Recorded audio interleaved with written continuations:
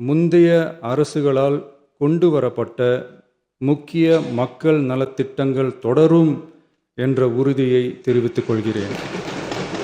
பிரேமலதா விஜயகாந்த் அவர்கள் உரையாற்றுகையில் எதிர்க்கட்சிகளை எதிரி கட்சிகளாக நினைக்காமல் எங்கள் அரசு செயல்படுவது குறித்து குறிப்பிட்டு வாழ்த்து தெரிவித்தமைக்கு என்னுடைய நன்றி.